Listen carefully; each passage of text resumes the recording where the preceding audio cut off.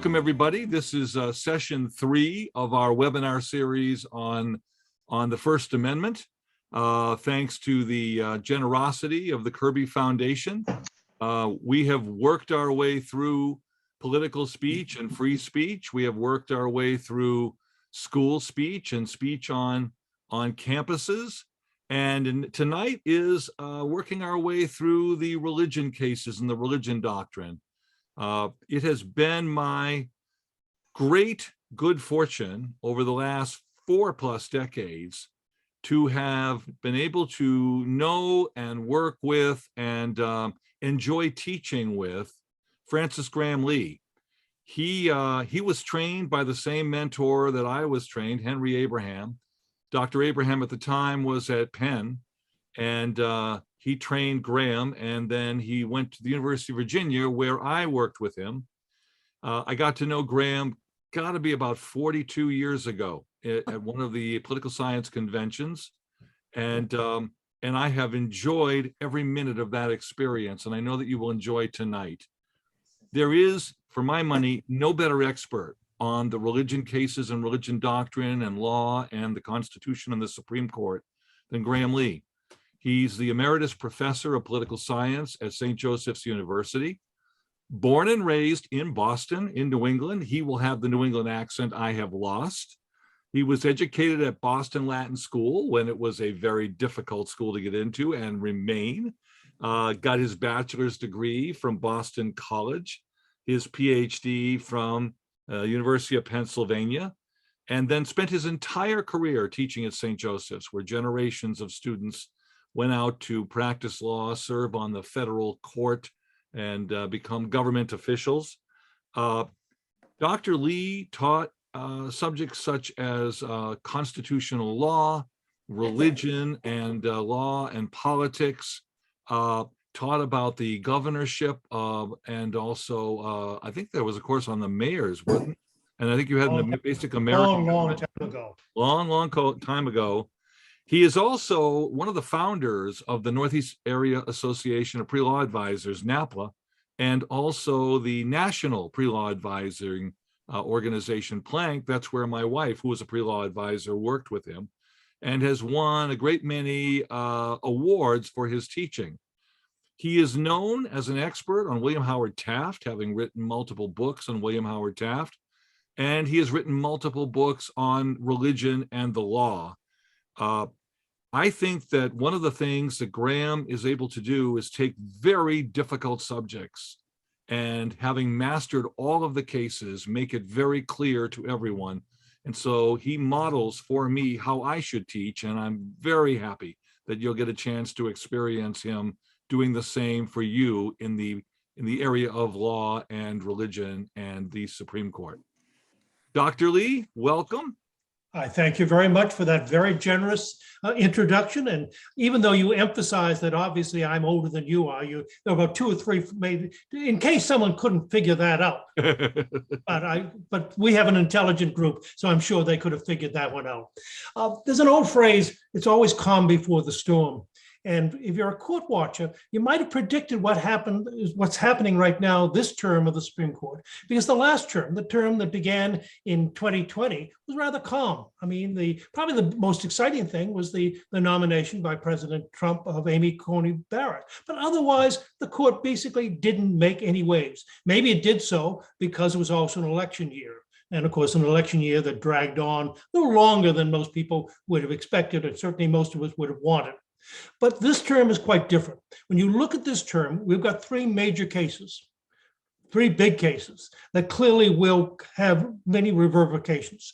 I mean, if you're listening to the TV tonight, depending on your time zone, I was listening to before this, you can hear it afterwards. It's been going on for the last 2 weeks at least. And the question is, what is the court going to do about the Mississippi case involving abortion? Are they going to overturn Roe versus Wade? Are they going to be able to uphold it without overturning Roe versus Wade? Given the present composition of the court, it seems like most people expect one or the other. Certainly an important case, one that's going to have a great number of ramifications.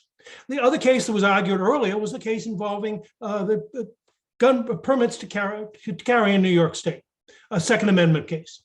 The third of this trinity is the case that I'm going to talk about tonight, and it's a case of Carson versus Mackinac, a case from Maine. I'd like to say something that might not be totally self-evident, and I don't hope, but I expect some of you might disagree with me. I think this is the more important case. I think this case really might have far more impact upon American society than the gun case or the abortion case. And yet I'm also willing to predict that it's not going to get nearly as much attention. It's going to be argued on December 8th. I wonder, once all the hubbub about the abortion case dies down, if it does die down, whether this will get that much attention. And what I'm saying, again, just to repeat it, is I think this is the one that, in terms of practical effect, will have more consequences. I think with the Second Amendment case, the court's going to finesse it, that it's not going to leave things much different. Even in abortion, if the Supreme Court were to overturn Roe versus Wade, or really more particularly Casey versus Planned Parenthood, because that is really the standard right now that the court uses to determine whether government regulations violate the right to abortion or the right to privacy. Even if it does that, they're not going to have a huge number of consequences. I was listening to the individual on PBS this evening represent Planned Parenthood, and it would affect people living, or 36 million people, I'll get it out right eventually, 36 million people would be affected. Those would be the only states where much would change, or maybe a lot would change. In the rest of the United States, we've got a population of over 320 million. Basically, nothing is going to change. That's not the case with Carson versus Mackinac. Carson versus Mackinac, if it comes down the way I think it's going to come down, given the present court, is going to have profound implications in terms of education, in terms of the relationship between church and state, in terms of the ability of government to provide aid to religious schools, or indeed, perhaps even requiring them in some instances to include them in programs. So that's where I start, that this is the most important case. It's going to be argued on December 8th. And it involves a case involving what we call tuitioning. The state of Maine, like the other two northern New England states, New Hampshire and Vermont, does not maintain high schools in every district. And so for a very long period of time, and I think in the case of Vermont, it goes back to the 1860s, it provides that those districts that do not maintain a high school, where there basically isn't enough students to maintain a high school, or even today a middle school, that they pay the tuition for those parents to send their students either to public schools in adjacent districts that are large enough, or to private schools. We'll get back into it in more interest, but for people who would like to move to Maine or New Hampshire or Vermont, it's a great deal. If you'd like to send your son or daughter to a private school, not just as private school in Maine, New Hampshire, or Vermont, you can send them to Massachusetts. You want to get them out of the house.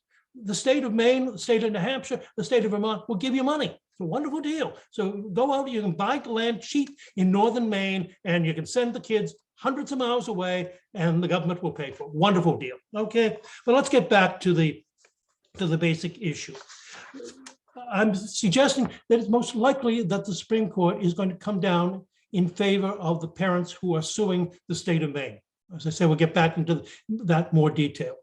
But my bet in that this will happen also assumes, or basically predicts, that the Supreme Court's going to do it without overturning any precedent. The Roberts Court has the lowest rate of overturning precedents of any recent court. If you look at the Roberts Court, in a period of 2 years, over a period of 2 years, they only overturned one case. You contrast that with the Burger Court, that a period of every year was overturning almost 3 cases. And that level was slightly higher than the Warren Court, significantly higher than the Rehnquist Court, but the Rehnquist Court was overturning 2 cases every term. The Roberts Court is only overturning 1 case every 2 years. I believe that the court will come to these conclusions without overturning any precedent involving religious liberty. We've got 2 major precedents in this case. The first one is Lemon versus Kurtzman, which is figure number 1 or 2, depending on my numerology.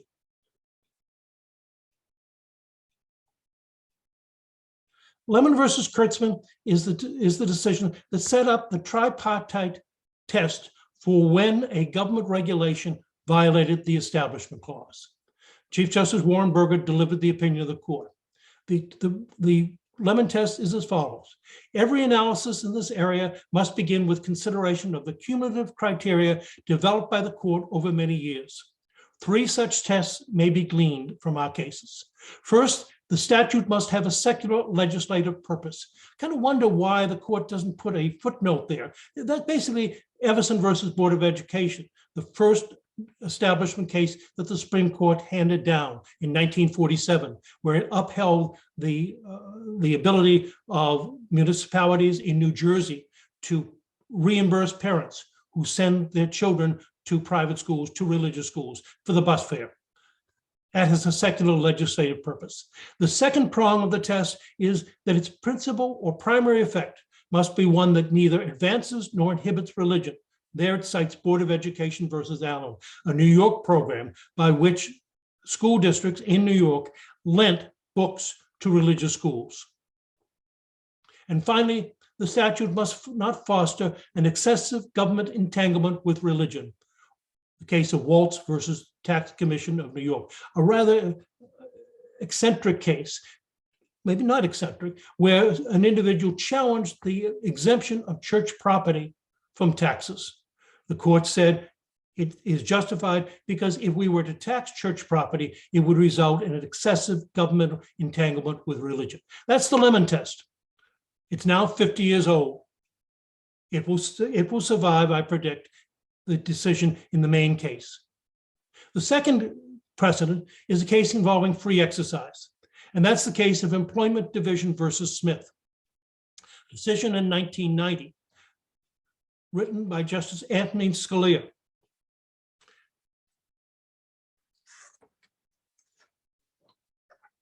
Scalia stated in his opinion in Employment Division versus Smith, a case that involved the use of peyote by Native Americans as part of a religious exercise.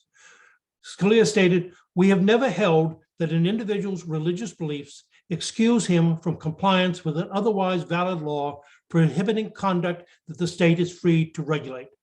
The only decisions in which we have held that the First Amendment bars application of a neutral, generally applicable law to religiously motivated action have involved not the Free Exercise Clause alone, but the Free Exercise Clause in conjunction with other constitutional protections, such as freedom of speech and of the press. See Cantwell versus Connecticut.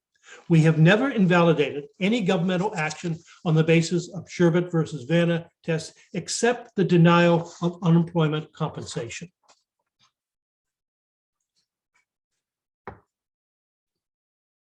These cases, one is free exercise, one is establishment, I put under the same heading of religious liberty, that they're both involved in religious liberty. Now, some would say, well, sometimes there's a conflict between free exercise and establishment. You know, the case of Sherbet versus Vanna, which Justice Scalia refers to, provided that a Seventh-day Adventist could get unemployment compensation, even though she informed the authorities that she would not be available for work on Saturday. Now, if I said I'm not available to work on Saturday because I've got such a hangover from Friday night, I had to drink so much having taught a whole week, they'd say, sorry, Graham, that doesn't cut it. Well, doesn't that prefer Sherbet's religion over mine? Isn't that establishment religion? Sometimes it's a conflict. And some have argued in terms of religious schools that isn't it a violation of my free exercise that I have to pay taxes for public schools, and yet then I have to hand out money for sending my children to a religious school? Isn't that a conflict? Well, is there a conflict between the two? Lawrence Tribe of Harvard Law School said no. The two are in sync. Their basic goal is religious freedom, religious liberty. That's the goal. Non-establishment is a means of ensuring that goal. But there can't be a conflict. I mean, to say that there's a conflict between free exercise and establishment would mean, too, that the framers of the Bill of Rights didn't know what they were doing. So that would be heresy. You can't say that. So it's one thing. But while the two are in conflict, that hasn't prevented, obviously, a great deal of conflict about the meaning of the Free Exercise Clause, the meaning of the Establishment Clause. I mean, when you compare these two provisions of the First Amendment, Professor Murphy's pointed out that you've talked about freedom of speech, you've talked about freedom of press. They're a lot clearer. I mean, freedom of press, okay, it involves movies. A St. Joe's graduate, Justice McKenna, argued for that's freedom of press. Freedom of speech, these can be even absolutes. I mean, today, whether we're talking about conservative justices or liberal judges, the guarantees of free speech and free press are pretty much absolute. Congress shall make no law abridging freedom of speech or freedom of press, and the 14th Amendment carries over that guarantee onto the states. That's clear, and it's workable. When you come to establishment or non-establishment and free exercise, what do you mean by it? I mean, if there was that little, what's it, indefinite article before establishment, we would know what it prevented unestablishment religion. Yeah, that's the Church of England, or the Catholic Church in sometimes in some of the European countries, or the Lutheran Church in the Nordic countries. But no, it says no law respecting establishment religion. Well, what does establishment or religion mean? And that's hard to understand. What the heck about free exercise? What is free exercise of religion? Well, is there any limits on people do some very weird things? Smoking peyote or ingesting peyote, as Employment Division versus Smith, is a mild form. What if you believe, as the Hindus do, that when the husband dies, the wife should join the husband on the funeral pyre, and if she doesn't, we'll help her on to it? That's part of the religion? Do you allow that? Obviously, you can't. And so free exercise and establishment can have caused controversies, but controversies that continue. And will probably continue long before I'm gone, long after I'm gone. These are harder things to decide than freedom of speech or freedom of press. Well, how do you decide it? How do the judges come to the conclusion? I posit that the judges do develop a particular view of what religious freedom or religious liberty entails. That they don't see, as individuals, a conflict between free exercise and non-establishment. They see it as one part, as Tribe says, religious liberty. But what do they mean by that? We can go to the next chart, the one right below Employment Division versus Smith. I argue that there are basically four positions that a justice can take in terms of understanding religious liberty: accommodationist, communitarian, secularist, separationist. And these categories are defined by their position, their votes on whether it's a free exercise case, like Employment Division versus Smith, or an establishment case like Lemon versus Kurtzman. So if you look at the east-west line there, the communitarian judge is the justice who's going to find very few violations, if any, of the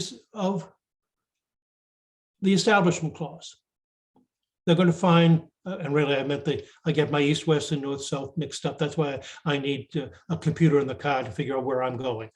If you look at the northwest thing, north-south one, I'll get it right, on establishment. The communitarian justice is the justice who's going to find no violations or very few violations by government of the Establishment Clause. Justice Waite would be one example, Byron White. Chief Justice Rehnquist is another. Justice Scalia is yet another one. The accommodationist is also going to tend to generally uphold aid to religious schools or the role of religion in public life.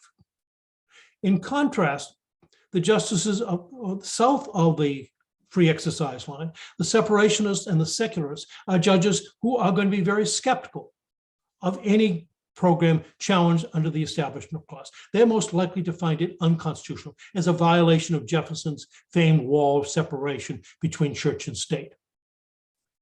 The other dividing line is how they stand on free exercise. One group of justices, the communitarians and the secularists, are going to say, well, you can't allow people to do anything based on religion. It's anarchy.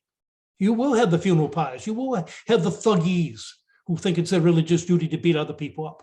Or you will have people passing around poisonous snakes or ingesting peyote or some other drug. You can't do that.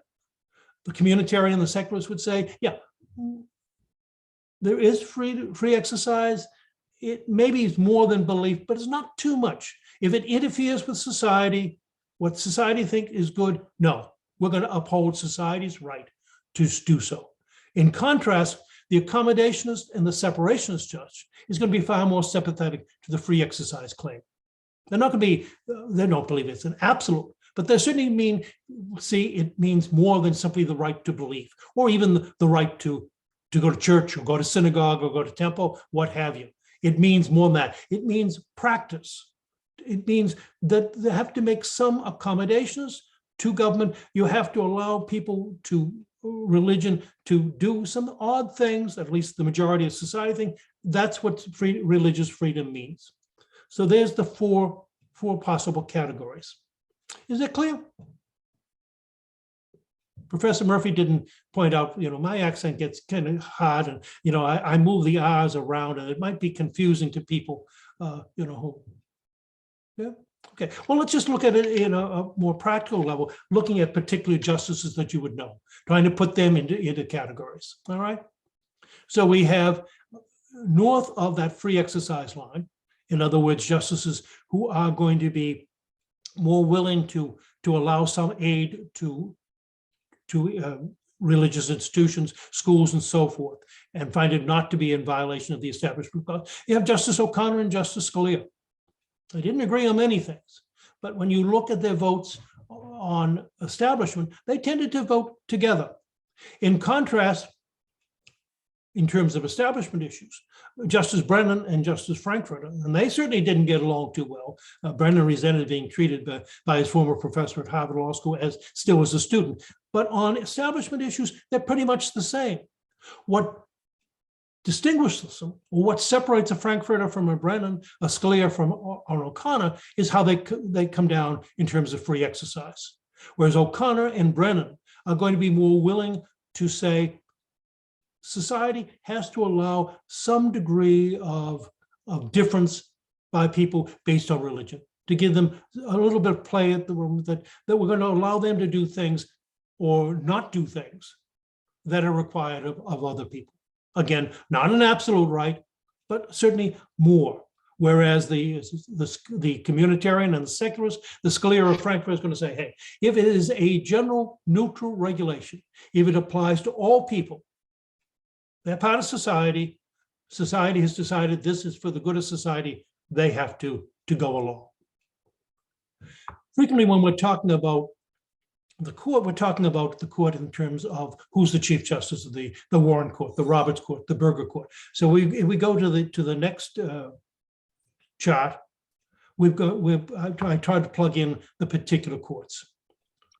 So we've got the old court, the court before 1937, before the switch in time that saved 9, the court that spoke in the 19th century of America as a Christian nation, and saw that as no violation of the Establishment Clause. The court that gave short shrift to the Mormons and the practice of polygamy. They are communitarians. That was a communitarian court. You look at what I'm referring to as the later Warren Court, it was separationist.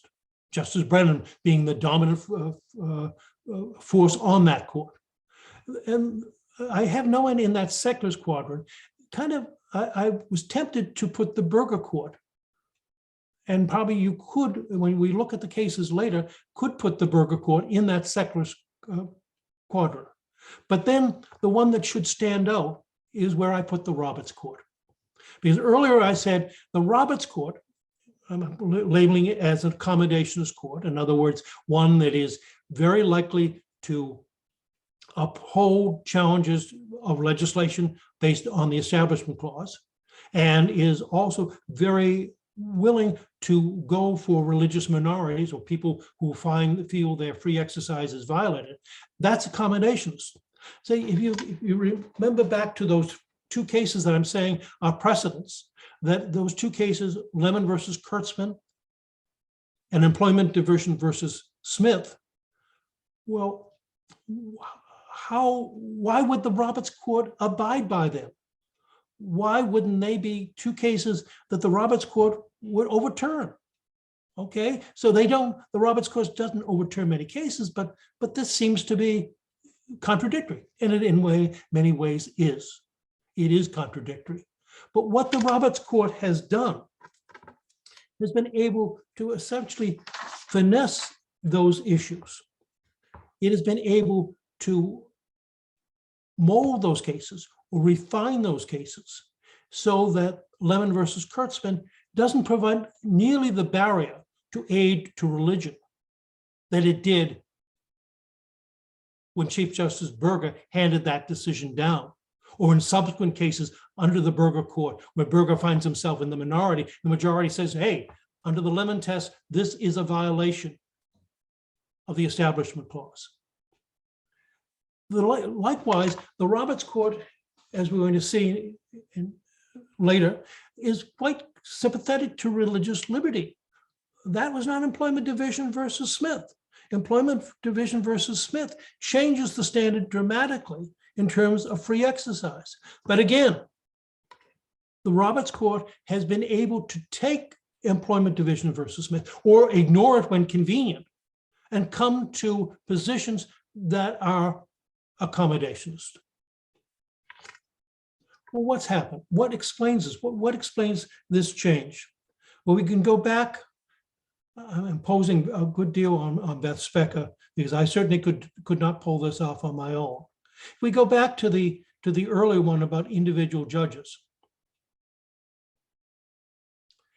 look at the four people and look at the era in which these people represent. I mean, Frankfurter goes on the court in 1939. He's on the court until 1962. Brennan is on there from 56 to 90.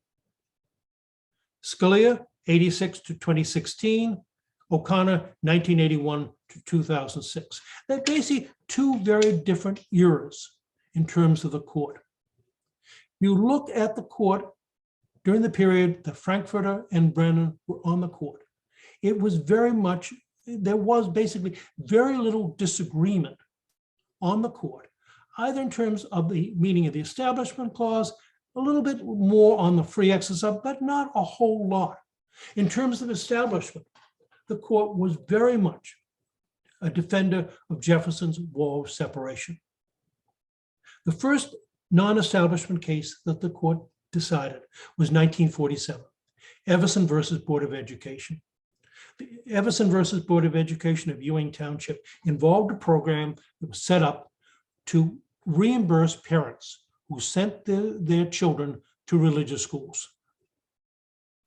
They didn't go on the little yellow school buses. They apparently went on public transportation, probably to the chagrin of all the other people on public transportation, that they had to share the seats with a crew of unruly school kids. But anyway, the parents would be reimbursed for that. Black does uphold that. Even though he talks about Jefferson's wall of separation, he does uphold it.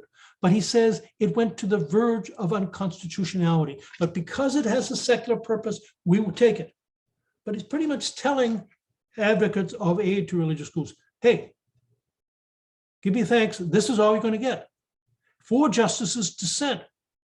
And those 4 justices who dissent, not only do they quote Jefferson, but one of them, Wiley Rutledge, adds the entire memorial on remonstrance, Madison's great statement about religious liberty, as an add-on to his dissent.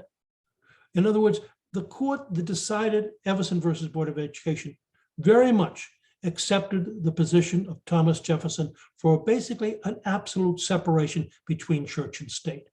And that continues through the Warren Court. Again, very much. This is a court that's going to strike down Bible reading in public schools.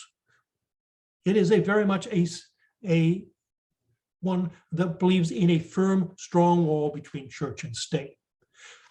Now you come to O'Connor and Scalia. Things have changed. What's changed? Well, what's changed? I think we can go back to 1968 and the election of 1968, how American politics changes, how the court changes, how the judicial confirmation process changes. My colleague, Professor Murphy, has an excellent biography of Abe Fortas.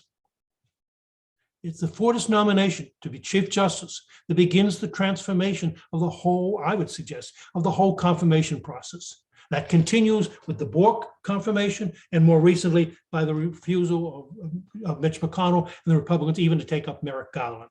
It's a very different ballgame. Well, why is it a different ballgame? Well, basically because of politics. Richard Nixon in 1968 was able to make the court an issue, a successful issue. Franklin Roosevelt hadn't pulled that off. Nixon pulls it off in 1968. He promises he's going to appoint strict constructions to the court. He also promises that he's going to find some way to provide aid to religious schools. That was one of his promises. There are issues of freedom of the press and a variety of other things that he saw as politically advisable that would help create or mobilize that silent majority. Nixon begins it. He doesn't succeed. Well, the students of the court, maybe Professor Murphy would like to write a biography of Warren Burger.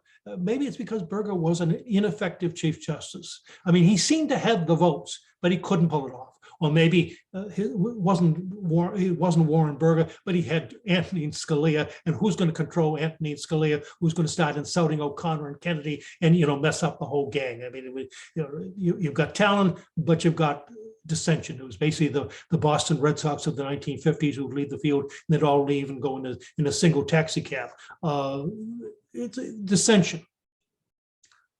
But things are going to change. And they change with Ronald Reagan. Reagan is the one who's able to put together a series of nominations that's going to tremendously change, significantly change the court's position in terms of religious liberty. His appointment of Justice O'Connor, Justice Thomas, of Kennedy, all this is going to transform the court. It's going to transform the court into a court whose position is quite different in terms of, particularly in terms of the Establishment Clause.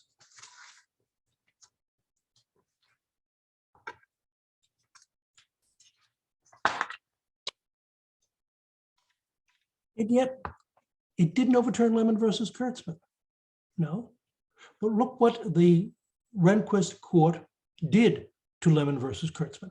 And the two people who did the job on Lemon versus Kurtzman, that changed Lemon versus Kurtzman and make it not the great barrier to aid to religious schools, are two of the three justices who defended precedent in Casey versus Planned Parenthood, Justices Kennedy and Justice O'Connor. They take the Lemon test, the three-pronged test, secular purpose, primary effect that neither advances nor inhibits religion, no excessive entanglement. They ignore entirely what had been part of the test. It never became formally the test. People hinted about no divisiveness along religious lines. That was brought up by some of the justices after Lemon versus Kurtzman, but it never becomes really permanent part of the test. But they basically zero in on the second prong. The first prong is pretty easy for a state legislature to pass a law that has a secular purpose. Improving education, giving money. We all know we all teach better if we get more money. So clearly, paying the salaries of teachers was fine. They thought in Lemon versus Kurtzman. The majority didn't buy it, but some people said, yeah, that's a secular purpose. The second prong, though, the primary effect either advances or inhibits religion. What does that mean? Well, O'Connor comes up with the idea that what it means is that if the government action endorses religion, if it sends a message that religion is preferred, that being religious is better than being non-religious, that is a violation of the second prong, no endorsement. Kennedy has a slightly different test, and that is there's no coercion. He uses it in the case of Lee versus Weissman, the prayer at the middle school baccalaureate service. That was coercive, but giving money to parents who want to send their children to religious schools, that's not coercive. You're not coercing them to do it. They can send their kids to the public schools. We'll give them a voucher. They can use it to religious schools. That's not coercing it. That's not coercing them. And O'Connor would say, it's not endorsing religion. It's simply giving choice. what these two justices have done, O'Connor and Kennedy, have allowed the court to continue to use the standard of Lemon versus Kurtzman, but to provide aid to religious schools. Given either of these standards, no coercion, no endorsement, it's not very hard for a state legislature, or for Congress for that matter, to pass legislation which has a secular purpose, which does not promote excessive entanglement between church and state, and doesn't endorse religion, doesn't coerce people to do something for religion. Therefore, under this interpretation, or this version of Lemon versus Kurtzman, it's constitutional. That's a dramatic change. Today, establishment cases is none on the docket. They've disappeared. They're not likely to be on the docket, because unless a legislature does something really stupid, and obviously state legislatures are capable. I don't want to bet the house on this, but unless they are extremely stupid, they can craft legislation which is going to provide aid to religious schools without violating the Lemon test as modified by O'Connor and by Kennedy. The only remaining obstacle really to aid to religious schools is money, is lack of money. The state legislatures don't have much.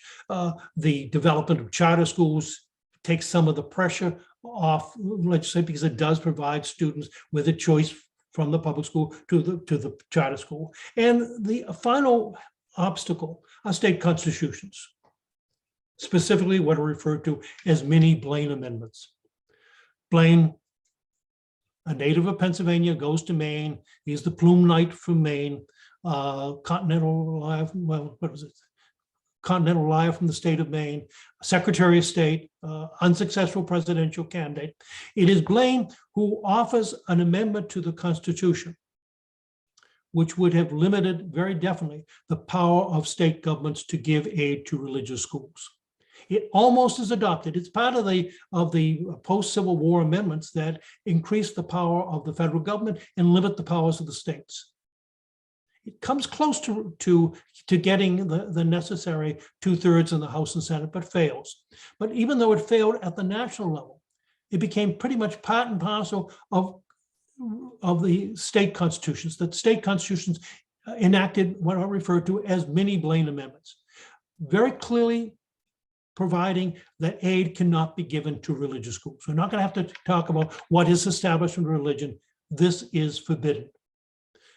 Most of them still are there. Some have been watered down by state Supreme Courts. Some have been amended, but most of them are still there. They're the other obstacle. But how much longer they will last depends on what we're going to talk about next in terms of free exercise, because that is probably the next battle over the so-called Blaine amendments, or the other, whether some of them are later than this period, these provisions in state law or state constitutions forbidding aid to religion. Okay, so that's the establishment clause. I've gone on for quite a while, so I hope there's some questions. You know, at my age, I do need a little break. You know, it would be nice. You don't want to see me slump over. That would not be nice. You wouldn't want to be responsible for that during the holiday season, Hanukkah and Christmas, that you're a failure to ask the poor old guy a question, that he died. I should have brought some water. I feel free just to unmute yourself and ask a question, or as Bruce has just done, raise a hand. Bruce, do you want to go? Graham, I'm looking at your chart where you put the different courts and wondering where you would put the Rehnquist court. Would you put them with Scalia in the Communitarian? Yeah, I guess they would be in the Communitarian. Yeah, exactly. Yeah. Yeah.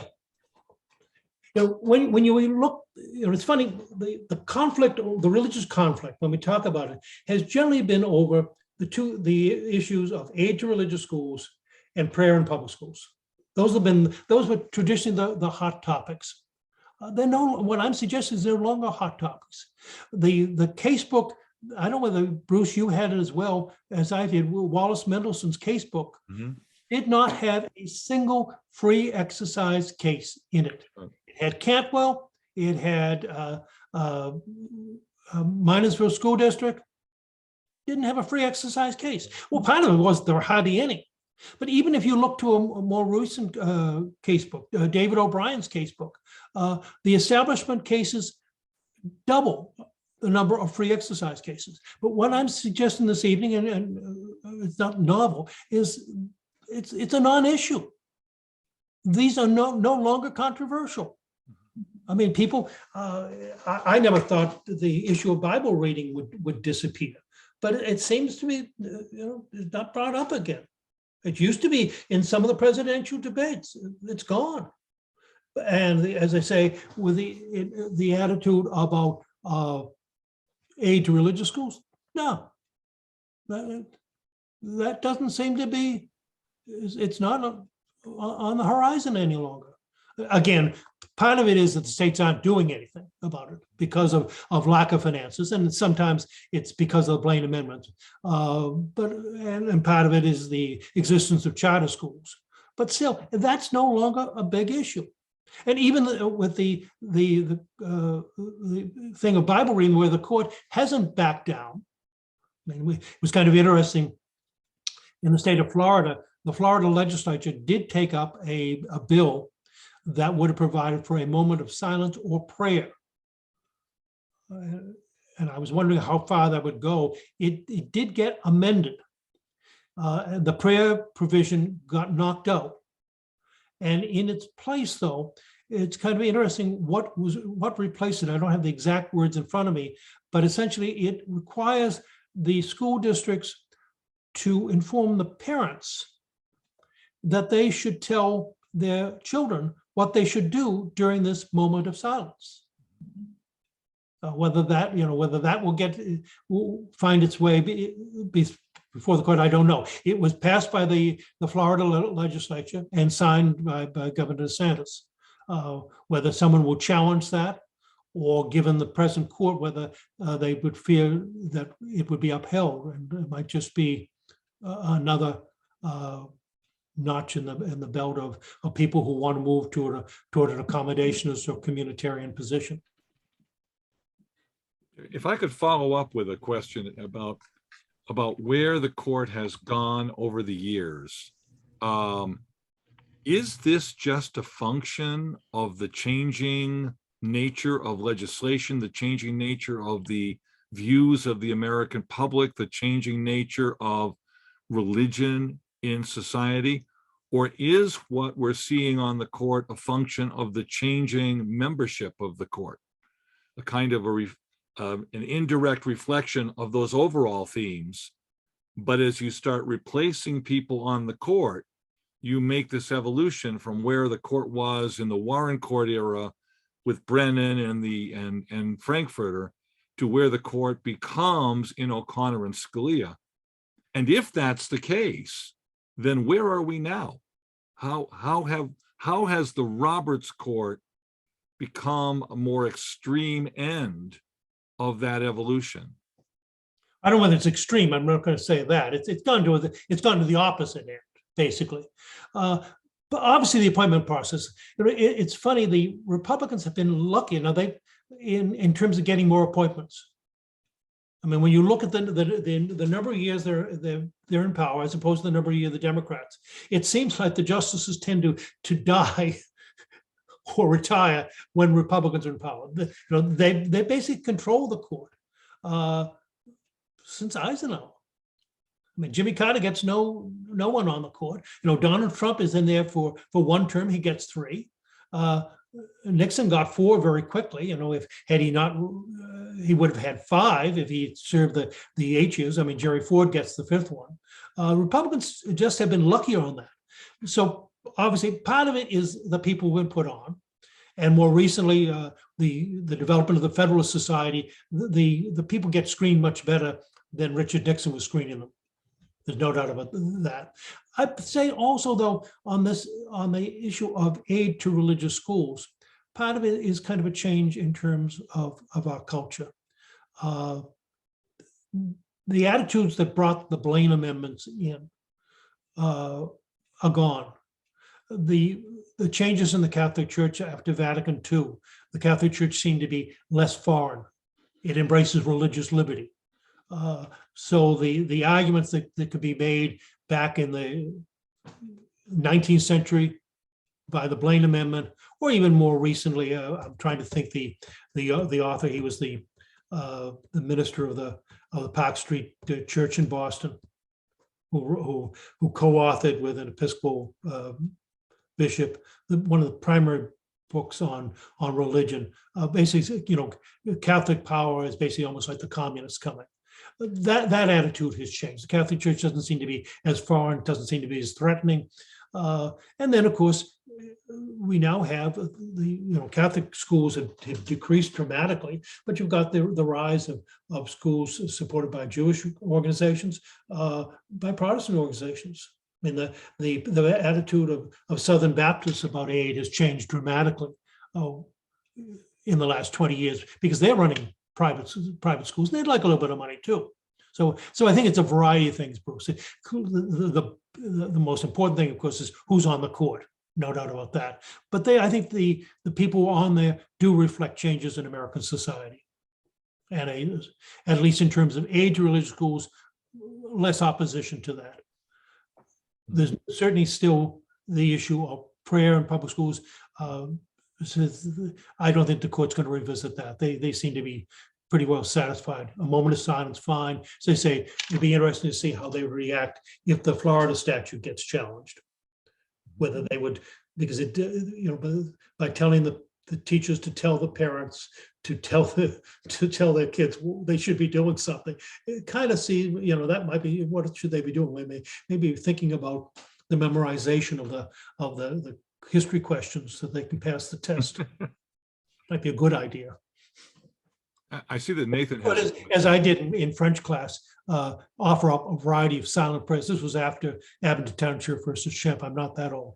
That I wouldn't be called to the board given my accent to pronounce the French language, even though I'm a quarter French Canadian. No, I prayed a lot.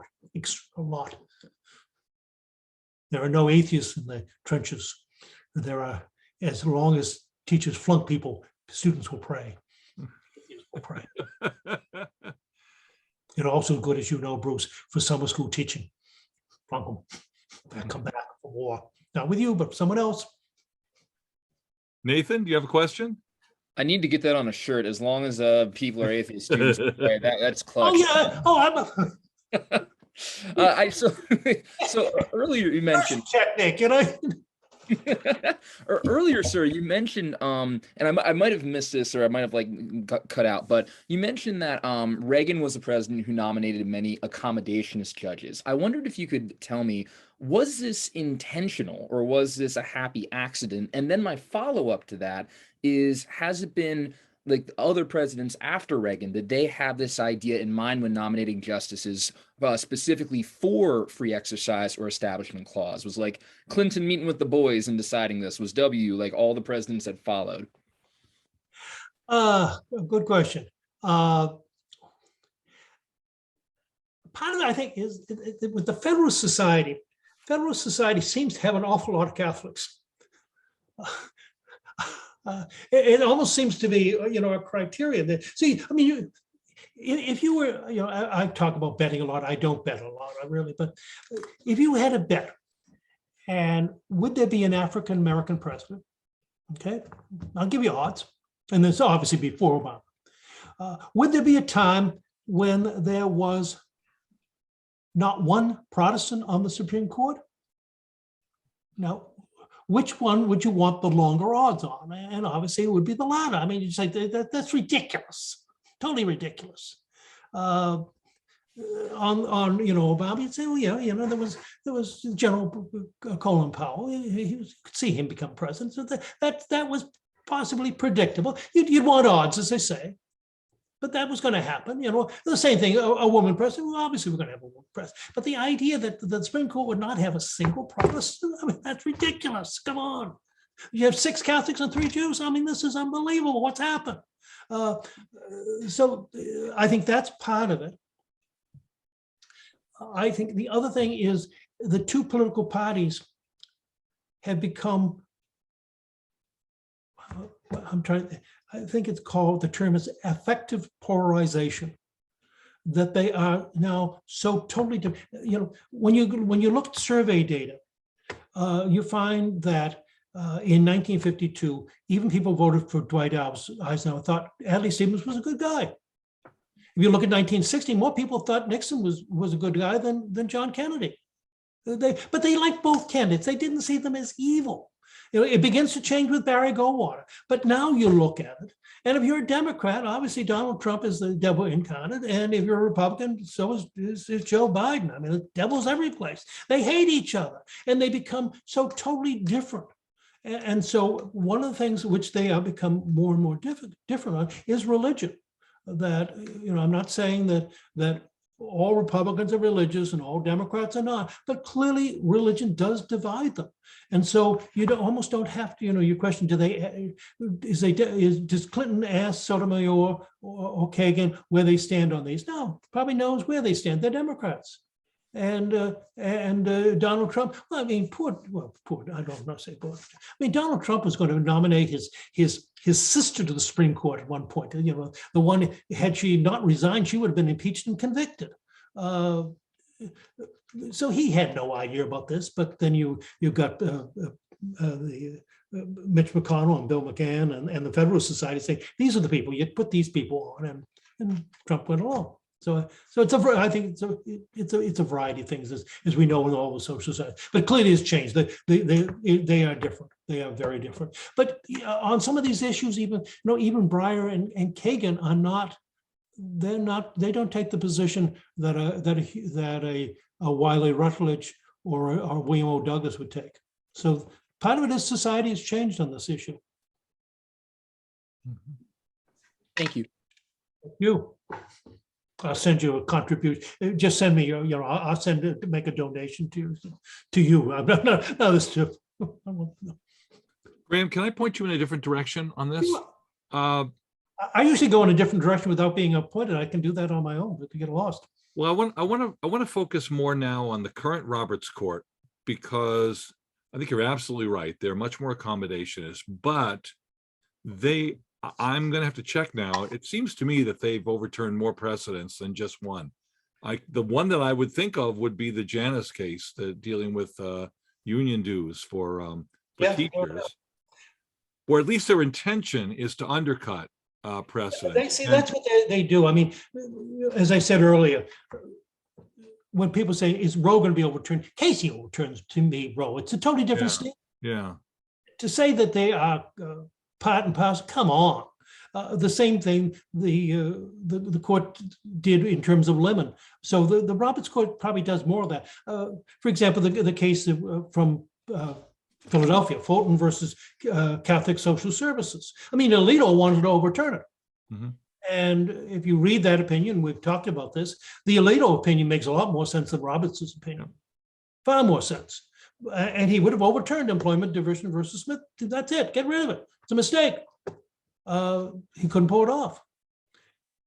Well, that's what I wanted to ask you about, because the clear change in this court happens when Barrett replaces Ginsburg, and you can see it in those shadow docket rulings dealing with COVID church closures, in which suddenly the court is going 5-4 in favor of the challengers rather than 5-4 in favor of the regulation. And I count at least 5 justices who seem to be signaling they're not happy with the Smith decision, and they want to return to compelling state interest for free exercise of religion. What will it take? How far away are we from 5 or more justices on this court going back to the old days of Sherbert versus Verner and eliminating the Smith precedent? And how much of a difference did the replacement of Ruth Bader Ginsburg by Amy Coney Barrett mean to the rulings of the court in this area? But remember, Barrett said, it's not time to overturn Smith. What are you going to replace Smith with that is workable? I don't think they need to overturn employment division versus Smith. I mean, if they could pull off what they did in Fulton versus Catholic Social Services, these other cases, the case of Carson versus Mackinac, it's going to be easy. They don't have to deal with it. They're simply going to find that the law is not neutral. And if it's not neutral, if it disfavors or disqualifies simply because of the status of a religious institution, then they're going to find it a violation of the free exercise, and they're going to say that's what Employment Division versus Smith. Employment Division Smith says you want to have neutral laws. And these laws are not neutral, therefore they're unconstitutional. What's the precedent? Employment Division versus Smith. I think they've found a way. It would be, I don't know where you could come up with a scenario, Bruce, that would force them now to overturn Employment Division versus Smith. I mean, Alito might be dissatisfied, Gorsuch might be dissatisfied, Thomas. The three of them are the most likely of the three conservatives to like to overturn cases. They're willing to start from scratch, Thomas being the leader of that group. But the other three aren't going to do it. They realize there's no need to. They can reach the results which they think are right in terms of what religious freedom means without overturning Lemon, without overturning Employment Division. So if you can reach the result, why cause a problem? Why be accused of overturning precedents? I'm thinking let me point us in a different direction, same era.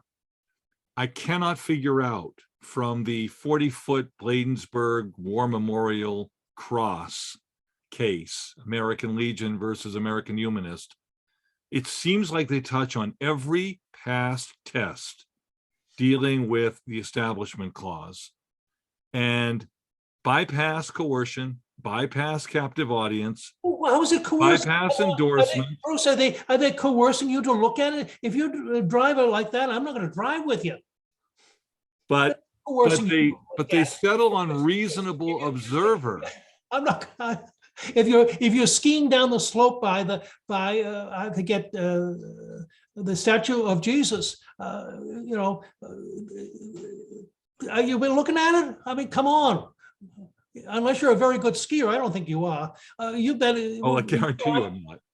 You and I would be happy we just get by it. We'd be saying prayers to it, that we don't hit it. It's not coercive. It's not endorsement. They're saying not, they're easy tests, Bruce. Can you tell me what the test is now? If I'm teaching the Lemon case and looking at the way it's developed, and I work my way through to Kennedy, and I no longer can explain what Kennedy's doing with the cross in the Mojave Desert, seems to be talking about memorials along the highway. Yeah. What is the test now? Reasonable observer, or is there no test?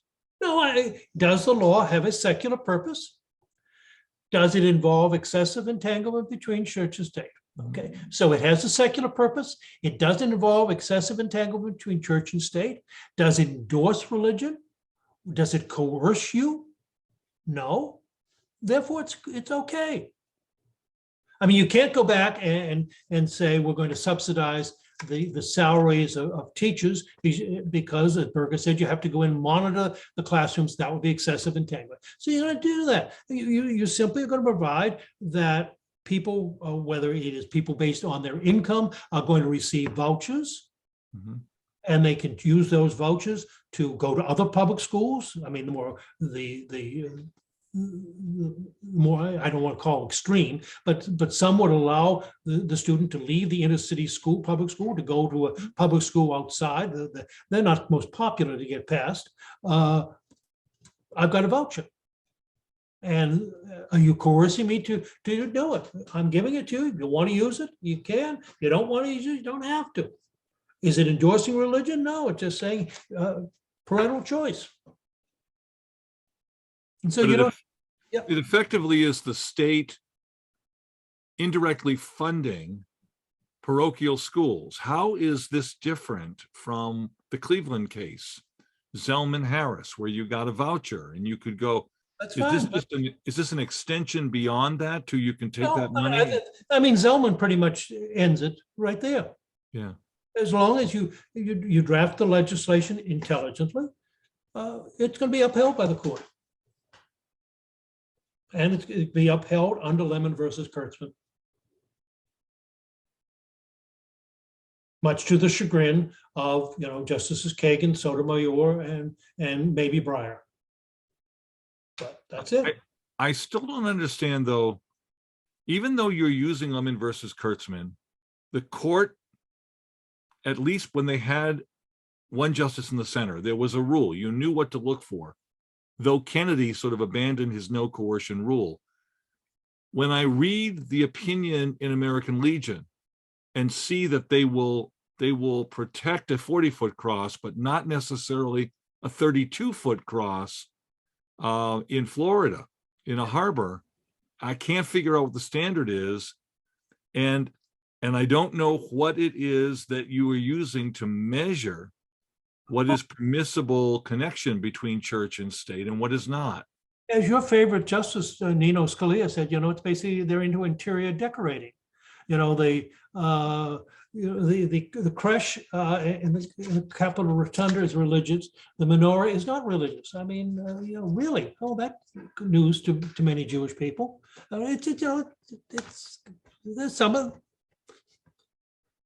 logic is the hobgoblin of little minds. These are justices. Okay. But it's pretty much ended as a controversy. And so the controversy now is in terms of free exercise of religion. And yet, for most of our history, most of the role of the court, it's been the orphan. It really has been ignored. And as I said, in the case books of our era, it was almost absent. Even in current case books, they're still giving more pages to establishment. But this is where the action is. And this is where the action is in the case of Carson versus Macon. This is where we're going to see tremendous developments. As I said at the outset, Carson versus Macon could have more practical effects in terms of changing American society than the decision in terms of the right to carry a handgun or the abortion case. Are we on the verge of the court saying that you can discriminate on the basis of your religion, free exercise? Oh, no, you can't discriminate. And that's the issue. What the court is saying is these laws that it's going to strike down are discriminatory based on religion, that they're discriminating against religion. You can't do that. No, the other way around. Can you go and say, on the basis of my religion, I will not bake you a cake because you are a same-sex couple, or I will not allow you to have hospital services, or well, that will be the next, yeah. Whether that's based on your religion, it's not based on your religion that we're not doing it. It's based on my religion, that I believe this is a violation of my free exercise religion. Along, if we talk about cakes, along with my artistic freedom, that I should not be compelled to do that by law, that to do that violates my free exercise of religion. We'll see how that comes out. And we've got the case involving a Catholic hospital in California, that when they found out that the individual wanted a hysterectomy to transition to be a male, they said, no, we don't do it here. And so, those are cases that will come before the court. Well, it would be helpful if any of you have any questions, by all means, please just let us know. But until then, I'm going to keep pressing you on this issue because I want to understand it myself. You're the expert on the Fulton case. When you go back to the cases involving COVID in churches, you had very frequently state laws which allowed for casinos to open, but not churches. And the court would say, hey, there is no constitutional right to gamble. There is a constitutional right to free exercise. So just as you cannot limit speech or press without a compelling state interest, that if you're limiting religion, you have to subject that legislation to strict scrutiny. That's what the accommodations would do. That's not what the communitarians were doing. That's not what the secularists would do. That is what separations like Brennan would do. You have to use strict scrutiny. What's happened is that this protection of religious liberty at one point was seen to be kind of a liberal talisman, Sherbert versus Vanna. Now it's basically the conservatives who've taken it up. And they've changed. I mean, this is not Scalia. Barrett had to be, since she clerked for him, didn't want to open, but she's different than Nino. And not just because she's a woman. Mm-hmm. Her position is different. But okay, to free exercise. Free exercise, as I say, has been the author. The first case that we have is the famous case, maybe not so famous, of Reynolds versus United States, 1879. For Mormons, the American Constitution is a God-given document. And so they were rather surprised. They wanted a test case. They really essentially created this. This is a test case because very frequently in earlier prosecutions, they had problems of getting witnesses.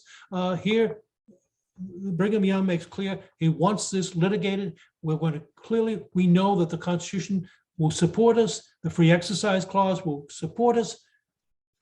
Surprise, surprise, they lose 9-0.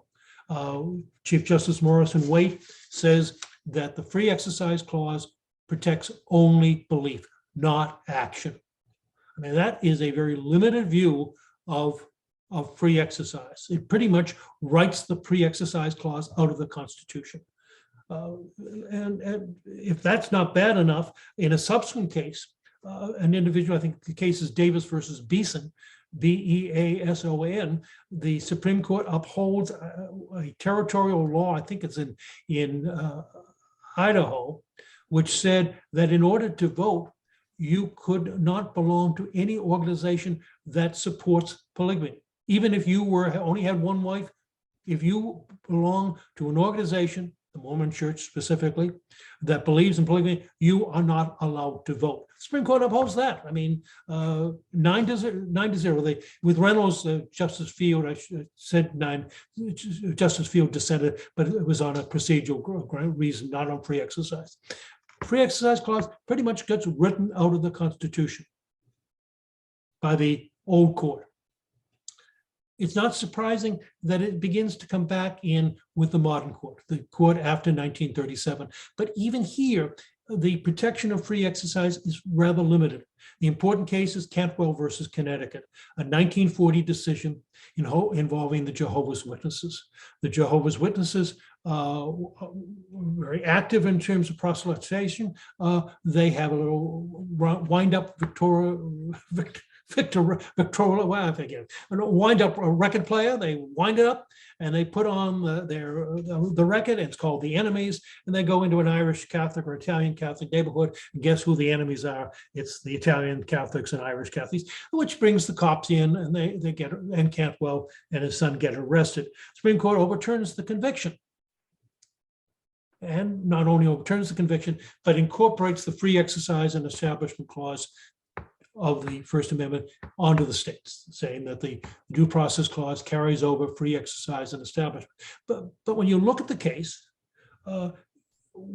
whether Cantwell played the record the enemies, whether he was calling the Catholic Church the enemy or the Democratic and Republican Party the enemy and got people disturbed, be the same result. It's pretty much a free speech case. The same thing as when the Supreme Court overturns the requirement of the Pledge of Allegiance, again involving Jehovah's Witnesses. It's speech. It's that you cannot compel people to say things they don't believe. That's a violation of free speech. I will get to the, Christy, I see your question, the Religious Freedom Restoration Act. I promise 3 minutes. I'm looking at the clock to make sure that how about 5 minutes? Really, it provided nothing. I mean, both from Barnett and Gobitis, nothing. The Warren Court begins to change things, but it really doesn't. The major Warren Court decision, the first Warren Court decision in terms of free exercise is Braunfeld versus Brown, a 1961 decision. Braunfeld was Orthodox Jewish. He was running a haberdashery store. He's like Harry Truman. He's selling men's clothing. As an Orthodox Jew, he believed that he had closed down at sundown on Friday, couldn't open until sundown on Saturday. The state said you can't open on Sunday. Well, this is before online shopping. You're going to sell men's suits on the week, and you can't sell on the weekend. You're not going to do very well. The bank's not going to give you much of a loan. The court says basically tough. This is a valid secular regulation. It's constitutional. It doesn't infringe on your religion. It's not a direct burden on religion. That's it. That's the Warren Court, the supposedly very liberal court. Things changed rather dramatically 4 years later in Sherbert versus Vanna. Sherbert versus Vanna involved a Seventh-day Adventist who became unemployed. I think she was in the textile industry. She's unemployed. She applies for unemployment benefits. And they say, in order to get unemployment benefits, you need to make yourself available for work from Monday through Saturday. She said, no, I can't work on Saturday. That's against my religion. And the state of South Carolina says, again, tough, then you're not eligible for unemployment. She appeals, and the Supreme Court, with Justice Brennan writing the opinion, for the first time, comes down to protect free exercise of religion that is action, not belief, but action, which is not simply another form of speech like Campbell versus Connecticut, but is action. She won't work. They say, no, you can't do that unless you have a compelling state interest. The compelling state interest, you've heard it from the previous speakers, is the highest standard, sometimes referred to as strict scrutiny, that it is very difficult for government to meet this standard. That's what Brennan says. That's what a majority of the courts say in Sherbert versus. That's the standard. That's what you have to meet.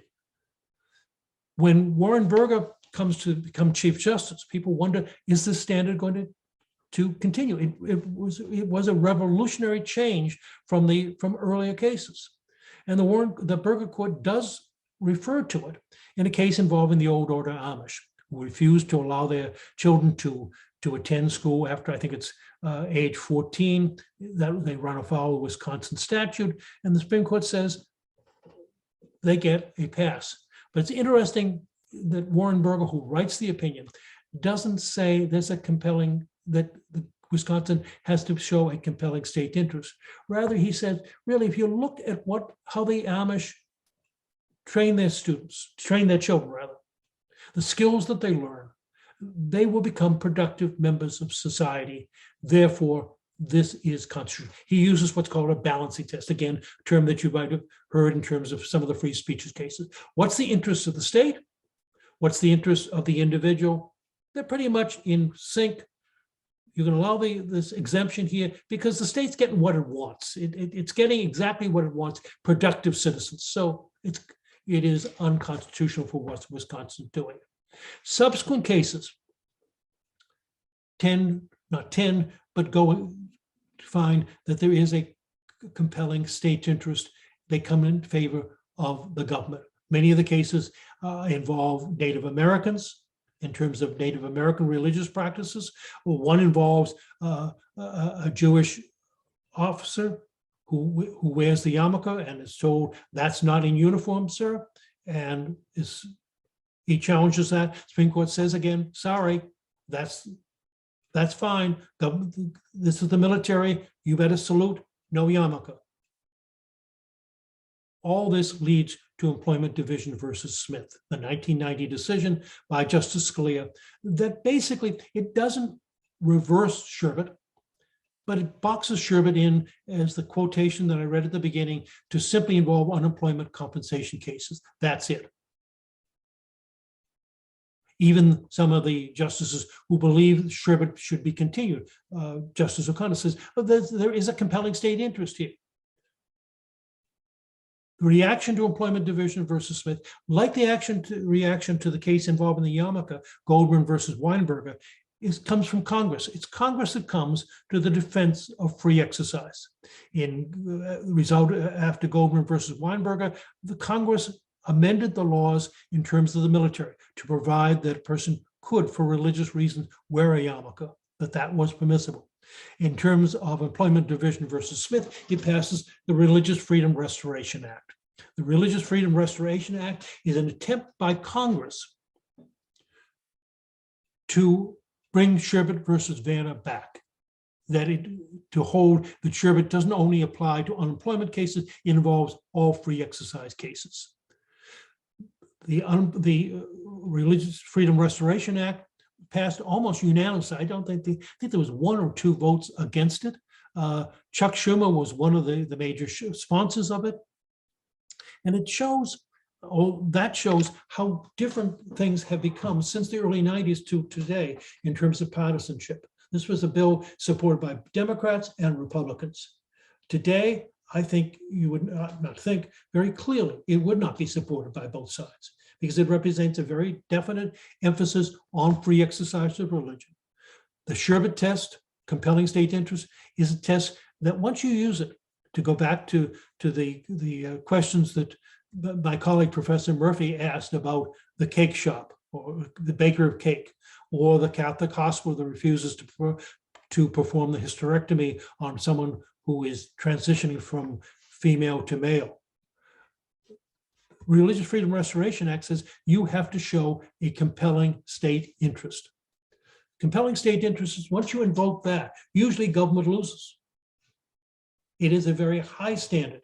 It's a very difficult standard to show that we have a compelling state interest to do this. Well, what happens with the Religious Freedom Restoration Act? It was struck down in terms of applying to states.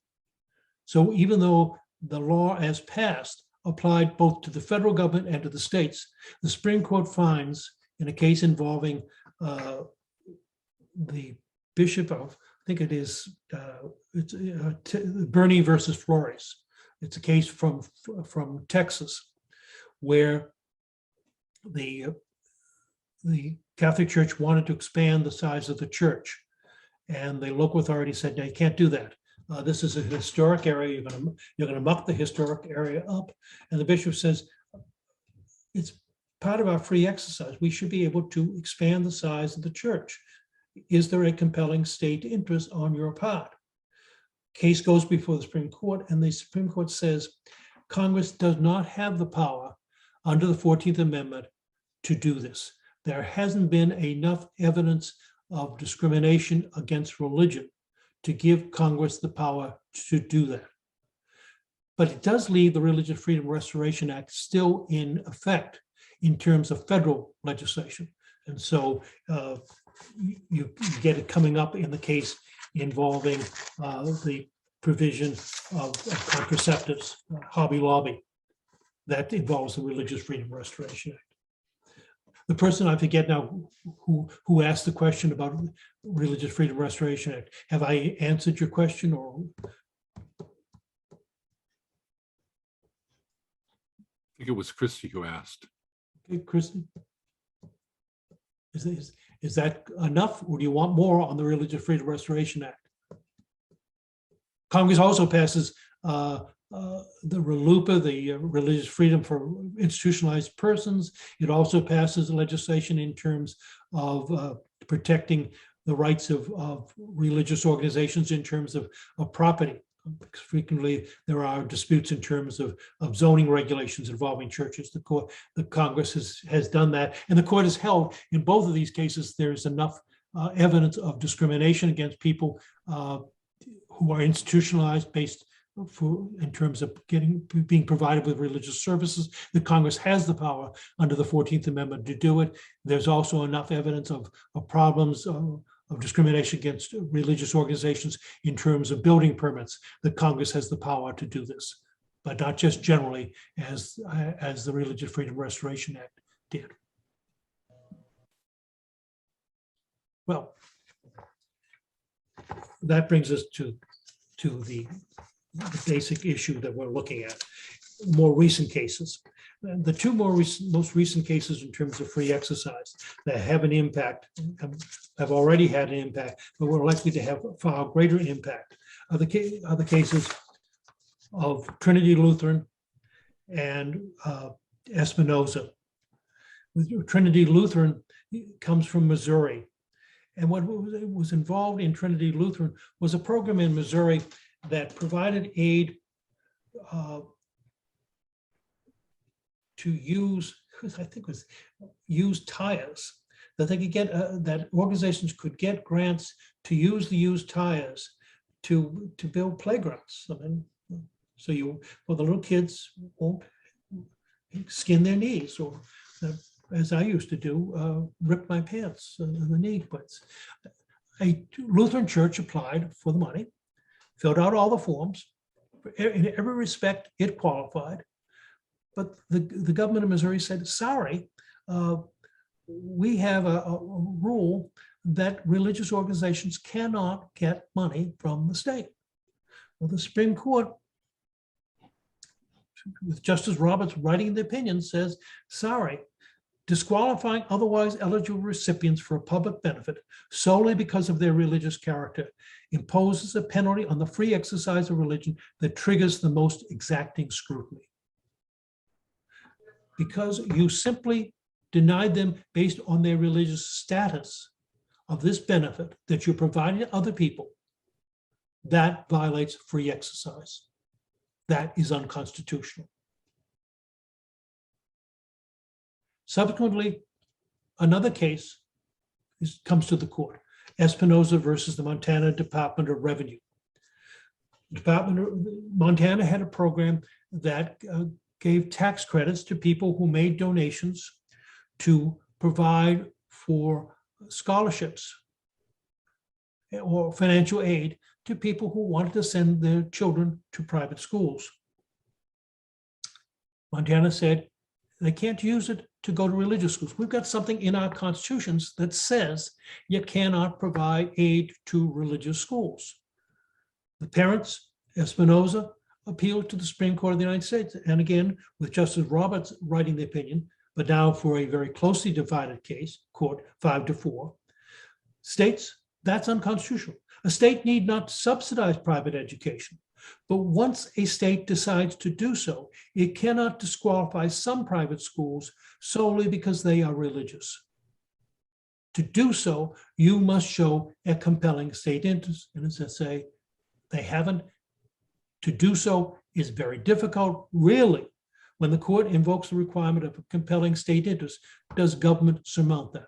I mean, an example that some of you might know would be the decision to uphold the University of Michigan Law School's basically quota system. The government said, yeah, it wasn't, I shouldn't say basically a quota system, but essentially giving preference to minority applicants. The court said, yeah, the state of Michigan shows there is a compelling state interest. We need, from one of our best law schools, we need minority students. We need minority lawyers. That's going to be good for society. It's going to be good for business. That's the compelling state interest. It's a very tough standard to meet. University of Michigan Law School is one of the few examples where that standard has been invoked and the government has been able to prevail against a claim of discrimination or denial of equal protection. That brings us to the case that's going to be argued on December 8th, the case of Carson versus Mackinac. As they say, it is not an establishment clause case. It might involve issues of equal protection, but it's essentially a free exercise case. And it's going to be decided, as I said before, on the standard of employment for diversion versus Smith. But it's going to be very much influenced by these two most recent cases that I've mentioned, Trinity Lutheran and Espinoza. Maine does not, it's kind of unusual since James G. Blaine was a senator from Maine. Apparently Maine does not have a mini Blaine amendment, but it did enact a provision, I think it was in 1980, that disqualified religious schools from participating in the tuition program. And I'll go back to, because I know it's a long time ago before we started this. Maine and New Hampshire and Vermont, with still a lot of areas that are pretty well uninhabited, or some would even say uninhabitable, does not require every school district to maintain a high school or even a middle school. But what it does provide is that in those school districts where there is no high school or no middle school, that the school district will provide money so that students can be sent to neighboring public schools or to private schools. And as I believe I mentioned, the private schools don't have to be even in the state. As long as you are a resident of Maine or New Hampshire or Vermont, a certain amount of money, the state legislature does cap it. I think it's about 80 or 90% of the cost of education in a public school. They will provide you with that money to send your son or daughter to a private school. In Maine, up until 1980, those could be religious schools, but in 1980, Maine changed that. As a result, one school, I think it was Bangor, Maine, which was a Catholic school, became a non-Catholic school. And they didn't change their name. It's still John Baptist, who was a Jesuit missionary, still John Baptist High School, but it has no connection with the Catholic Church, so it can get money. The Carson family have sued Maine based on the experience or the presence of Espinoza and Trinity Lutheran. They're saying what Maine is doing here is discriminating, disqualifying the religious school that we want to send our daughter to simply because it's religious. The court, by a vote of 5-4 in Espinoza, said you can't do that. You cannot, if you are going to provide a benefit, as Maine does, you cannot disqualify some private schools solely because they are religious. You have to do more than that. In the wake of this decision, this case was brought before the district court in Maine. The district court ruled in favor of the state of Maine. It was appealed to the Court of Appeals for the First Circuit. 3-judge panel unanimously upheld the Maine regulation. One of the judges on that panel is David Souter, who sits by designation, retired Justice Souter of the Supreme Court. By a vote of 3-0, they said, no, what Maine is doing is constitutional. Same time, or subsequently, challenge was brought to a similar Vermont practice. In that case, the district court was sympathetic to the parents, but did not hand down a final decision, said it's pending. When the parents appealed to the 3-judge panel, the 3-judge panel required the district court to require the state of Vermont to provide the money to the parents while the case is being litigated. The third state, New Hampshire, just recently, Governor Sununu just signed into law a change in terms of their provision, saying that religious schools could participate. This, as I said, if the court decides the case, as I assume it will, this will have an impact, not simply on Maine, New Hampshire, and Vermont, with this rather curious situation, but where will it have the biggest impact? It could have the biggest impact in terms of charter schools. Charter schools are funded by the state. You can try to organize a charter school, but most states provide that they can't be religious. If Carson versus Macon is decided the way I'm willing to bet a good deal of money, it will be, probably by a vote of 6-3.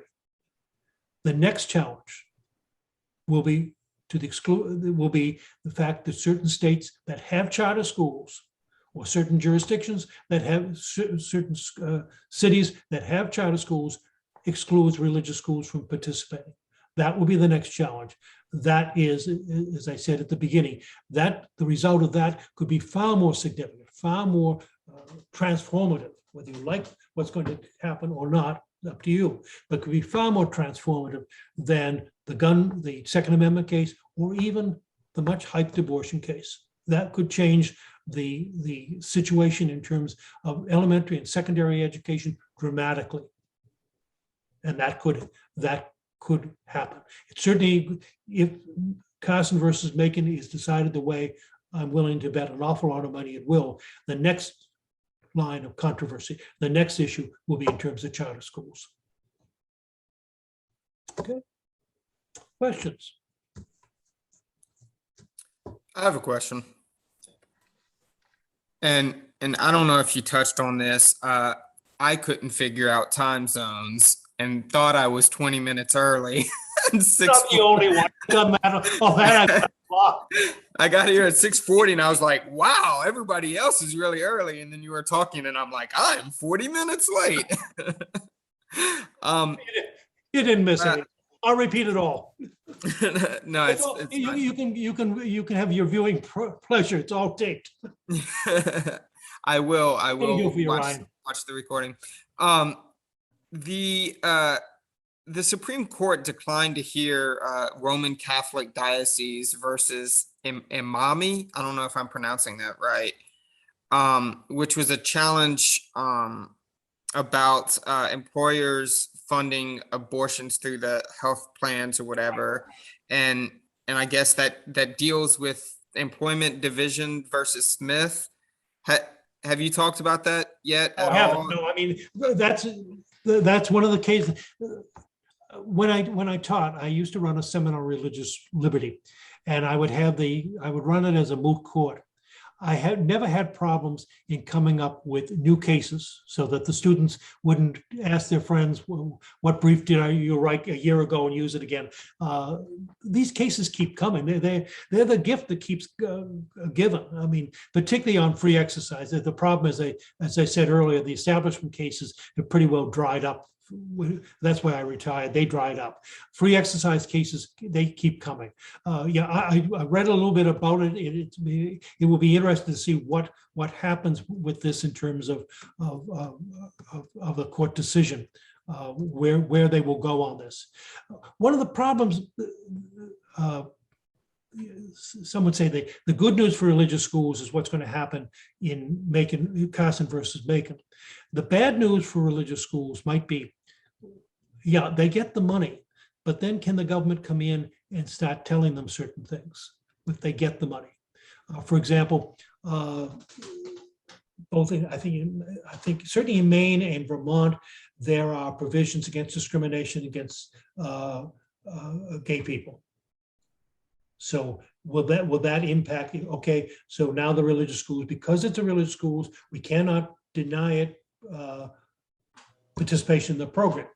Okay, now you're getting the state money. It almost become, at one point, these private schools were seen as state schools. So with that, what comes with that? Well, it wouldn't be simply just a non-discrimination against private, but the state can't discriminate. So one wonders what will happen. On the other hand, the case that I mentioned, the Fulton case, Fulton versus Catholic Social Services. I was surprised in that case that someone didn't make the argument, well, yeah, the Catholic Church has the right to deny placing foster children with same-sex couples. That's religious liberty. But you're getting paid. You're getting subsidized by the government. Isn't it fair? The old Russian maxim, whose bread I eat, his song I sing. If I've hired you essentially, then you're going to follow my rules. Whether you don't want to follow my rules, we can't stop you from placing foster kids, but we're not going to give you money. So these issues are going to continue for a very long period of time. As I say, I think with Carson versus Bacon, it's going to have significant impact in terms of education, but then it might come back to bite some of the religious schools, that by taking the money, you become an agent of the state. And so you can't use the religious liberty card to violate state law. So then did the Fulton v. City of Philadelphia, do you think that clarified things or just confused things? It just opened up a gate for more. Well, it didn't. I mean, Justice Alito wanted to overturn employment division versus Smith. He wanted to go right back to Sherbert, get done with it, because as I mentioned, someone asked about the Religious Freedom Restoration Act. That only applies to the federal government. Now, a lot of states have mini Religious Freedom Restoration Acts. I don't think Pennsylvania has one. I'm almost sure it doesn't have one.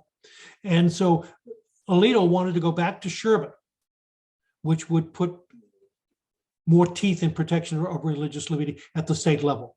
Roberts was having none of that. And so Roberts came up with the Philadelphia regulation said they could make an exception. Why aren't they making the exception here? That's discriminating against religion, decided on this very narrow grounds. As I said before, Roberts doesn't seem like overturned precedent. I don't have to do it. I can reach the result I want. That's it.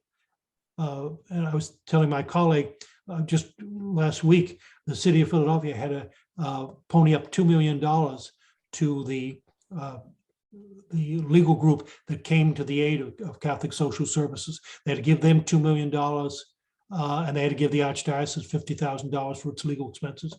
So once again, Philadelphia has shot itself in the foot. But that's Philadelphia. We don't have the most intelligent mayor. Total jerk. Well, wherever you stand on the issue of it just $2 million taxpayer dollars just went to lawyers.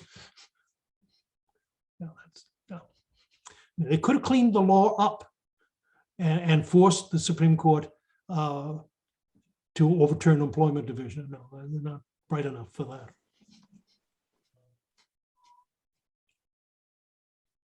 Did I answer your question, Ryan? Okay. Yes, thank you. I appreciate it. I thank all people who ask questions. The check will be in the mail. Graham, we still have Post office doesn't deliver anything anymore, so blame them. Not Amazon Prime. Graham, we still have a little bit of time, and I wonder if you could talk What do you about say? the case involving the minister who wanted to go into the execution chamber in Texas and hold the hand of his parishioner who was being executed. Bruce, yeah, that's a very interesting case. It's interesting for a variety of reasons. I think I mentioned it briefly, but I want to put more emphasis on it. Free exercise used to be, protection of free exercise used to be basically seen as a liberal thing.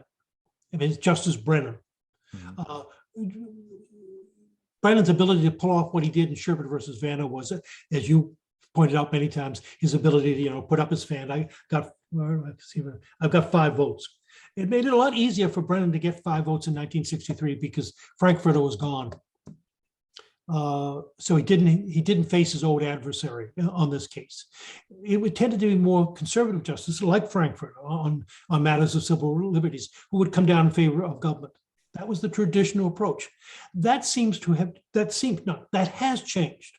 Right now, the more conservative judges seem to be the most sympathetic to free exercise claims. And the more liberal judges, liberal at least on other issues, tend to be the most in favor of government. The Texas case involving the minister, I think, is going to pose a real test for both sides, because the conservative judges tend to be, the ones who certainly uphold capital punishment, and they might see this as an effort by the individual in Texas to slow down the whole process of his being executed. The liberals might say, well, we're going to be sympathetic to this person.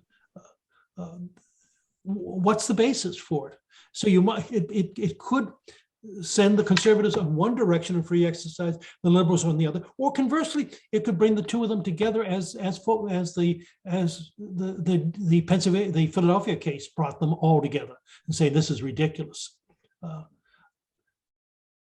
We'll see. Again, does Texas have a compelling state interest in doing this?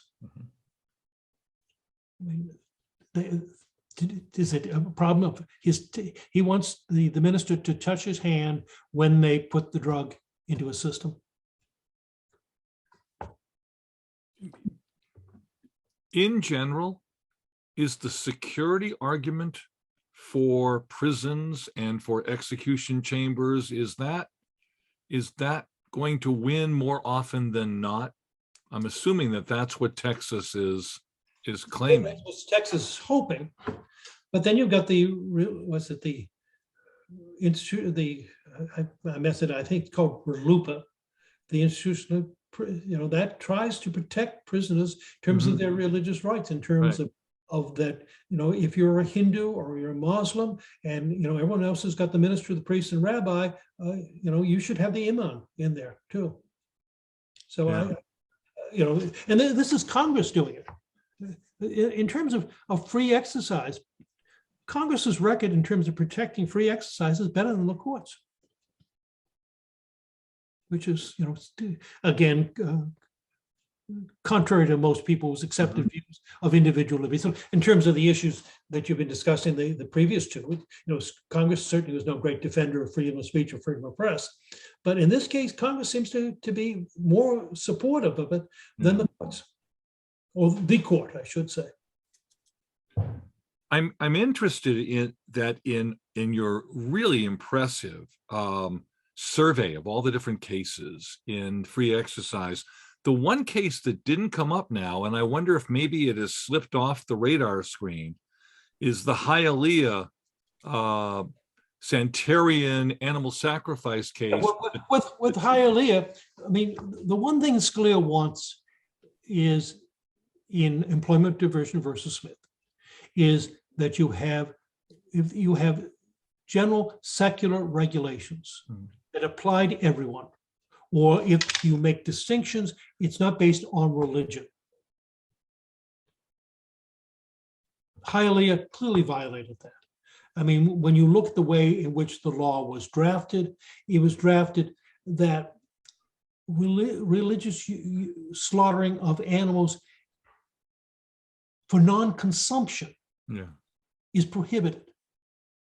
But in other words, kosher butchering or halal butchering is okay.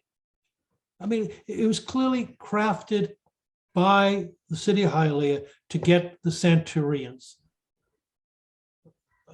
They were disliked, so we're going to draft this law in a way that gets them and does not affect Muslims, does not affect Orthodox Jews. And so that's neutral. That is not neutral. That was aimed at it, and that's declared unconstitutional. It's going to be, in terms of interesting cases, what are interesting cases that could come before the court in terms of circumcision. A lot of people see that as cruel. Kosher butchering or halal butchering, cruel. I mean, I think at one point, I don't know what happened to it.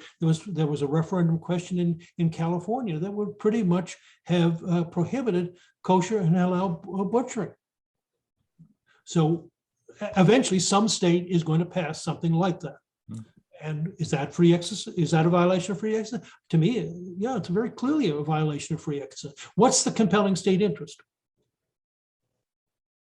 But that case, I'm finally answering your question that you posed a half hour ago. That case would force the court to overturn employment division versus Smith, because that would be neutral. Yeah. Whether you're Christian, Jew, Muslim, you can't circumcise your kids, period. That'd be crossed. You cannot kill animals for meat this way, across the board. And you can't target the religion. Then you're not targeting a religion. The impact would be significant. In each of those examples, it would be significant in terms of a central belief of Judaism, of Muslims would be gone. Yeah. I know that our time is short, but I wonder, I see that you have your wonderful diagram, slide number 9, and I wonder if you could explain that so our teachers, when they look at your PowerPoint on the website, will be able to take that and explain to the students what has happened. This goes back to your question of what explains the changes. And part of it is the justices who they replaced. I mean, if you look at the most recent appointment, Justice Barrett, I positioned Justice Barrett in that communitarian, though I've got a wave to the left of Scalia, Rehnquist, and Waite. And I would not be surprised at a certain point that she will cross that line and be over there with Roberts and Kavanaugh. But look who she replaced, Ginsburg. Look at the distance between those two appointments. It's a huge difference between them.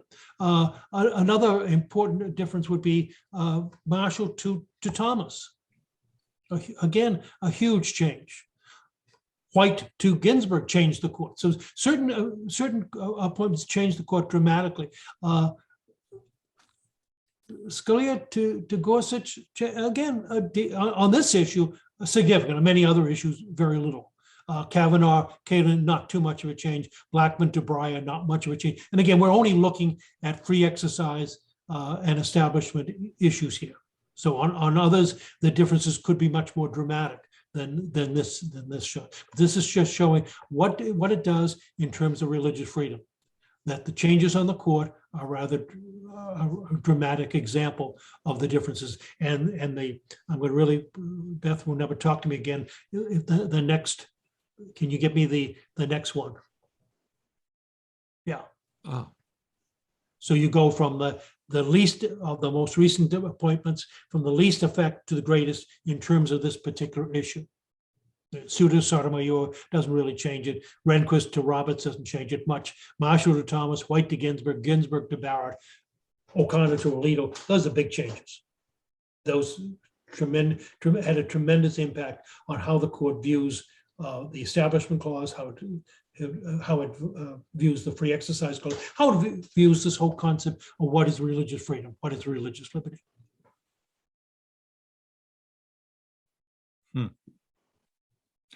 so basically the whole court was moving from the 5 o'clock part, the lower right-hand box, and it was moving to the 10 o'clock. It's moving up and to the left. Yeah, it's up and to the left, but it's moving up from here Yeah. into these categories. I mean, if you looked at the 1950s court or the 1960s court, what you were talking about is the struggle between separationists and secularists. If you look at the present court, you're talking about the struggle between communitarians and accommodationists. Of the 6 Republicans, where do they come down? Are they communitarians? Are they accommodationists?